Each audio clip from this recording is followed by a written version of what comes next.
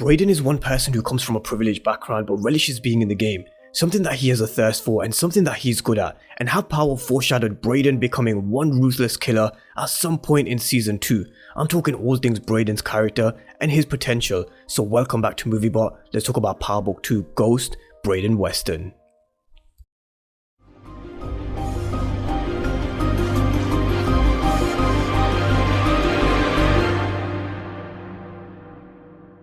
I fucking loved it, bro. Being out there, they fucking loved me. You're not doing that shit again, bro. I'm finally good at something, Reek. This is my thing.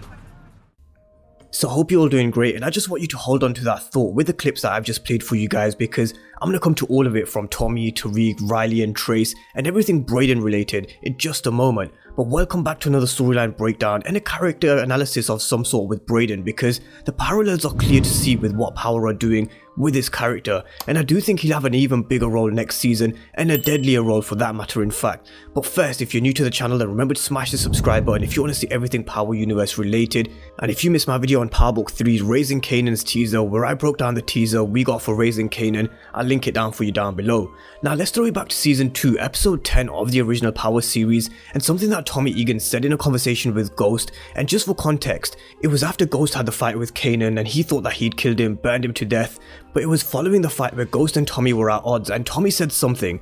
Tommy said to Ghost that all his legit businesses and truth and everything else is his businesses, and his business is the game. It's the only thing I was ever good at. So does this sound familiar to you guys? It's what I told you to keep in the back of your minds from the beginning of the video when I played the 2 clips for you of Brayden, and Brayden saying a similar thing when he said, "I'm finally good at something, Reek." And this is classic foreshadowing, quoting Tommy. We know the parallels that they're making between Ghost and Tariq, Tommy and Brayden, and I think we'll go even deeper as the seasons go on, because I've mentioned before that Brayden's character will become darker as the show goes on, and the Brayden we now see, the Brayden that they're showing us at this moment in time, they're building him up, a classic foreshadowing tool which other shows have used with characters such as Walter White in Breaking Bad. And I want to use this as an example because the topic of an overdose for Trace Weston has come up before. So spoiler warning for those who've not seen Breaking Bad or will do in the future, you may want to turn the volume down for the next minute or so. But Jane's passing was foreshadowed a few times when Jesse said, "You weren't supposed to wake up," and she replied and said, "Ever?" And now another moment was when Holly was born. Walter and Marie put Holly to bed, put her on the side in case she vomits, and we all know how Jane died in the end with her vomiting, but Walter White let her die. Cold and ruthless. How does this tie in with Brayden and the whole world of Power? Let's throw it back to the original Power series with Proctor letting a similar thing happen to Lindsay Proctor, who overdosed on a cocaine as Proctor watched on and let her die when he could have saved her. Lauren also mentioned to Tariq in episode 4 The Prince that her brother is now in rehab due to an overdose, and during Family First episode 8 where we saw Trace Weston bleeding from his nose as him and Brayden's sister were absolutely coked out. Something to keep an eye on, because I could really see someone like him overdosing, and if he does, could Brayden be there? But because of the troubles that he's causing him, could he just stand back and watch his brother overdose just like Proctor did with Lindsay? Now Brayden and Trace, they're two complete polar opposites. We witnessed this in episode 6, which was probably the best of what we've seen from Brayden, because I loved watching Brayden in this episode with Kane dropping him off on the corner on Queens, handing him a bag and telling him to go sell, and he did just that. Brayden showing he's an up and coming Tommy, and I'm going to come to the differences between Brayden and Tommy later on in the video, but this episode here, along with all of the other clues and links that we've been getting throughout the first season of Power, and previously I said at some point there would be a turning point for Brayden's character, and I think it's still to come because his thirst and hunger for the game is there for all to see. What we saw play out in episode 6 was one of those turning points where he loves selling on the corners, but this is only the beginning for his character after what we heard him say to Tariq in the final episode, that he's finally good at something. And out of everyone on the show, he does have the most potential for growth, and I do think we'll start to see this in season 2. Now even though I do think we'll see Brayden's character get there eventually, he's still got a long way to go before we compare him to Tommy, which the writers are clearly doing. We have to mention that Tommy, he grew up in the streets with Ghost, Kanan, as well as growing up with a drug addict for a mother. But he grew up to be a cold-blooded killer. Now we've seen so many cold-blooded kills, and he also toys with his victims. His very first kill on Power was him toying with his victim by setting him on fire. So Tommy and Brayden, they're two complete different people who have grown up in two complete different backgrounds, but Brayden will make a name for himself, and Tommy in my opinion will always be Tommy. But as I said, Brayden will definitely make a name for himself, and it's only a matter of time. And another point to raise is we don't exactly know what Tommy was like at Brayden's age. Hopefully we do see this in Power Book 3 Raising Kanan, and then we can really compare the two.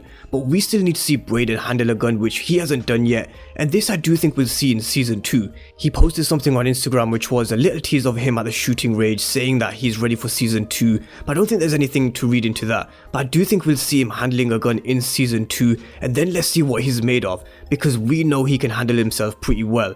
But just like he's thirsty for the game and hungry for the game, I can imagine a character like Brayden. When he does get his first kill, whoever it may be, there's a lot of people who think it will be Trace and quite a few people saying it will be Kane. But whoever Brayden kills, I don't think he'll think twice. I think he'll get the thrill and the rush of blood, just like he did as a corner boy in Queens. And he'll really prove his worth, not just to Tariq, but I think to the Tejadas and Kane as well. We saw a little glimpse of the partnership between Kane and Brayden, and Kane took a liking to Brayden in episode 6 when he put him on the corner and realized that this kid has something about him. And I hope we do see them teaming up again in the future, and not just with Kane, but with Tariq as well. And this is the one thing I'm glad we saw in the final episode in the season finale, and that was Tariq and Brayden's relationship being patched up and them becoming boys again, because Tariq, he really can trust Brayden. I previously said that Brayden is the one person who I feel he can trust, and he's gonna need him. I think he should have told Brayden the truth from the beginning about Riley and the whole Cooper Sack Spygate, and Brayden would have had his back. And Brayden, in my opinion, will continue to have his back. Now that they've had this little bust up, they probably realize that they're better working together than against each other. But their relationship is going to be reminiscent of Ghost and Tommy, where they have bust ups, but they'll always remain boys. Now the situation with Riley is interesting because Riley's role was actually inspired by a fan theory of Holly being an undercover cop, which Courtney Kemp said in one of her live Q&As, and this is where she got her idea for Riley. But what's going to be her role in Brayden's life now? Because I previously mentioned I would love to see her working with Brayden and Tariq, and now that Spygate is over, and with Tariq actually telling Brayden that Riley's feelings for him might actually have been real, I do think we'll see Riley back on the scene, but how and what role she'll play is anyone's guess at this moment in time. But let me know your guys' thoughts on Brayden and his role in season 1. What did you think of his role as a whole? Because I thought it was a breath of fresh air and something that the show needed. I get the parallels that the writers are making with Brayden and Tommy, but I do think Brayden will make a name for himself, and personally I do think his first kill will be his brother, and we'll see him handling a gun next season. We'll see this character develop, because he is one character who I do believe has the biggest potential to develop into a really cold-blooded killer. But let me know your thoughts and let me know your predictions for Brayden's character in season 2, so drop them all down below in the comment section. And if you're new to the channel and you haven't done so already, remember to smash the subscribe button if you want to see everything Power Universe related. But thank you guys for watching, and I'll see you next time.